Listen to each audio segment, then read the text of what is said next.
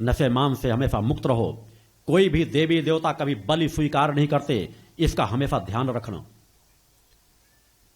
देवी देवताओं के नाम पे बलि देने से बड़ा अपराध दूसरा कुछ नहीं हो सकता।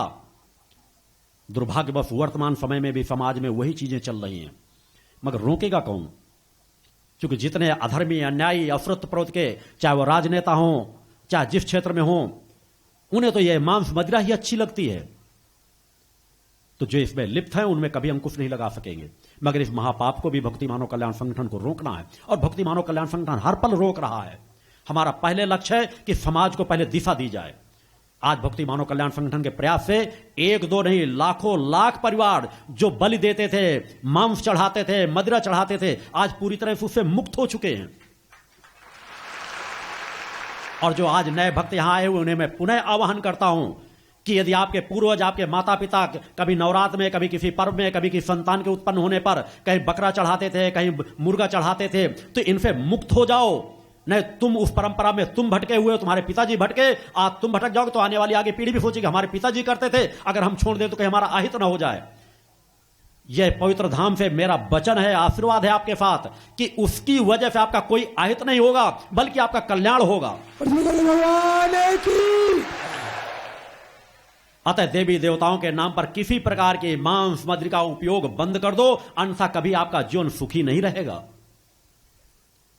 मां की भक्ति मानना है तो सच्चे मन से मां की आराधना, भक्ति के पथ पर चलो।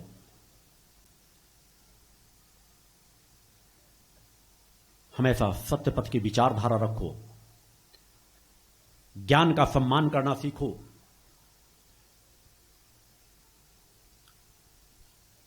ज्ञानियों का कहीं अनादर न हो, अज्ञानी ज्ञानी बनकर के कहीं समाज का ठग को ठग ना सके। हमें अपने पवित्र तीर्थ स्थलों को भी बचाना है। हमें गौ माता की भी रक्षा करनी है। यह प्रथम चरण के जो लक्ष्य हैं कि धीरे धीरे संगठन उस अवस्था की ओर बढ़ता चला जा रहा है, इस विचारधारा को समझने का प्रयास करो। यह ऋषियों मुनियों का सदैव मार्ग रहा है, साधकों का मार्ग रहा है, गृहस्थियों का मार्ग रहा है कि गौ सेवा, माता पिता की सेवा से भी बढ़कर के गौ की सेवा को माना गया है। इष्ट गुरु की सेवा के बाद तीसरा स्थान गौ सेवा को दिया गया है। उसके बाद पवित्र स्थलों का, तीर्थ स्थलों का नंबर आता है। अतः गौ सेवा का भाव अपने अंदर रखो, गौ सेवा करना सीखो। अगर आपके पास जगह है, आप अगर पशु रखते ही अपने घर में, तो कम से कम एक गाय अवश्य रखो, गाय की सेवा करो। गाय जहां पर भी रहेगा वहां का वातावरण पवित्र और निर्मल बनता चला जाता है। मैं केवल संकेत इन सब चीजों को दे रहा हूं क्योंकि इनका विस्तार एक लंबा है। मैं भी जब आश्रम में आया था तो एक गाय और एक बछड़ा लेकर मैं साथ में प्रवेश किया था मैंने आश्रम में। और गौशाला सबसे पहले आपके प्रवेश में, आश्रम में प्रवेश करने के साथ ही आपको दाईं ओर गौशाला की स्थापना इसीलिए की गई है कि आप आश्रम में प्रवेश करने के जहां मां का स्मरण, अपने गुरु का स्मरण करें, वहीं पर आप अगला कदम आपका बढ़ते ही सबसे पहले आपको गौ का स्मरण कर आपको करें। गौ सेवा का भाव हो, आप अपने घरों में कर सकें, आपके पड़ोस में हो तो जो भी सहयोगी आप बन सकें, गौशालाओं में आप जो सहयोगी बन सकें। आपके इस पवित्र धाम में गौशाला है, आप जब भी कभी समय आते हैं, खाली समय रहता है, तो गौ सेवा के लिए आपके पास समय हो तो आप वहां पहुंच सकते हैं।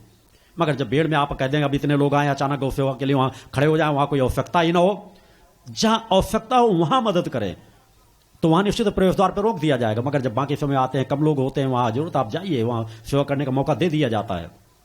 मगर दिखावा करने के लिए नहीं, आपका प्रेम होना चाहिए गौ के प्रति, लगन होनी चाहिए। आपके नेत्र जिस समय गौ को एक बार देख लें, दर्शन कर लें, तो तृप्ति का एहसास हो, वह भाव आपके अंदर होना चाहिए। इनमें विस्तार से समय के साथ आगे मेरे द्वारा जाया जाएगा। आश्रम में जब आते हैं तो यहां का हर पल आपके मूल ध्वज का स्मरण आपके अंदर बना रहे। इस मूल ध्वज को अपने मन मस्तिष्क पे बिठा लें। यह मूल ध्वज सामान्य ध्वज नहीं है। यदि आप वास्तव में नशे मांस से मुक्त चरित्रवान साधक हैं, नित्य प्रतिमा की ध्यान साधना करते हैं, तो यदि हर विषम परिस्थिति पर आप सच्चे मन से मूल ध्वज का स्मरण करेंगे तो वहां की मां की ऊर्जा आपको प्राप्त होगी। दुर्गा चालीसा के अखंड पाठ को विषम परिस्थिति में मन मस्तिष्क में स्मरण करें। ये स्मरण करने मात्र से ही फल प्रदान कर देते हैं। गुरु तो हर पल आपके हृदय में ही बैठा है। आपका गुरु तो आपके लिए जीवन ही जी रहा है। तो गुरु को आप स्मरण करेंगे या ना करेंगे, केवल मां का स्मरण करेंगे, मूल ध्वज का स्मरण करेंगे, तो भी गुरु आपके साथ हर पल जुड़ा हुआ है।